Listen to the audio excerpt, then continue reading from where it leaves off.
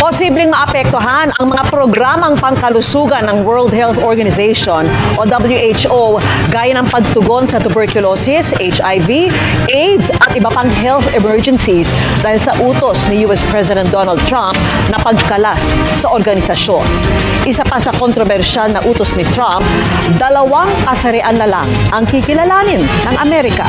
Nakatutok si Mariz Umay. Sure win o tiyak na pagkapanalo sa lokal na posisyon kapalit ng milyong-milyong piso. Yan po ang modus ng 3 nasa koteng sospek na nagpapanggap na IT expert ng COMELEC at kaya umanong manipulahin ang resulta ng eleksyon. Nakatutok si June Veneral. Napag-usapan ang pagpapatibay ng kooperasyon ng Japan at Pilipinas sa gitna ng hamon sa Indo-Pacific region sa pagbisita ng Defense Minister ng Japan sa Pilipinas. Ibinasura ng Pasay Metropolitan Trial Court ang kasong acts of lasciviousness na inihain ng aktor na si Sandro Mulak laban sa isang direktor at isang scriptwriter. Sa darating na Huwebes, target i-transmit ng House Secretary General sa opisina ng House Speaker ang 3 impeachment complaint laban kay Vice President Sara Duterte. Inabot ng 1 buwan mula nang ihain ang unang reklamo bago natapos ng Secretary General ang pag-verify sa mga ito.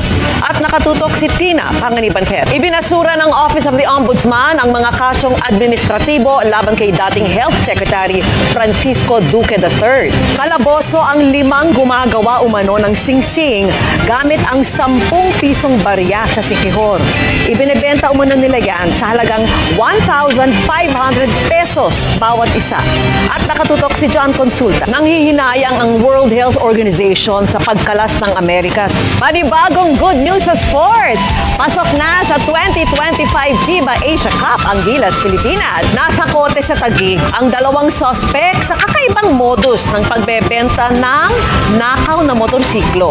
Ang tinatarget, kulay at uri ng motorsiklo na nire-request ng buyer. Nakatutok si John Consulta.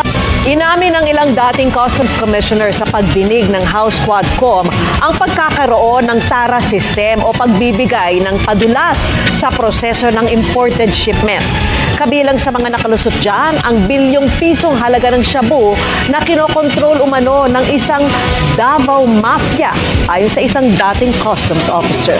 Nakatutok si June Veneracion. Para hindi na sumabay sa Valentine's Day, may ilan ang nag-date sa mga romantic pero libreng pasyalan sa Maynila. Dagsa na rin ang mga namimili sa Dangwa Flower Market. At live mula sa Pasig River Esplanade, nanindigan ang Pangulo na walang overkill at paglabag sa karapatang pantao sa operasyon ng pulisya para maaresto si Pastor Apollo Kibuloy. May siniguro rin siya kaugnay naman ng mga sangkot umano sa pagpuslit ni Guo palabas ng Pilipinas. At nakatutok si Ivan Mayrin. Sa pagdinig ng Kamara, inakusahan ni Congressman Rodanto Marcoleta ang isang tagapagsalita ng Coast Guard ng pagtawag sa kanya na traidor kaugnay ng pahayag niya tungkol sa West Philippine Sea. Itinanggi yan ng opisyal sabay basa sa orihinal niyang pahayag. Ang kanilang paghaharap sa pagtutok ni Tina Panganibanter. Marami ang naalarma sa biglaang pagpanaw ng aktres na si Barbie Hsu dahil sa pneumonia. May paliwanag ang mga eksperto sa naturang sakit na pumangalawa sa mga sanhi ng pagkamatay ng mga pasyente ng Lung Center of the Philippines noong 2024. At nakatutok si Joseph Moro. Tinatanggap daw ni Makati Representative Luis Campos ang pag-iimbestiga ng COMELEC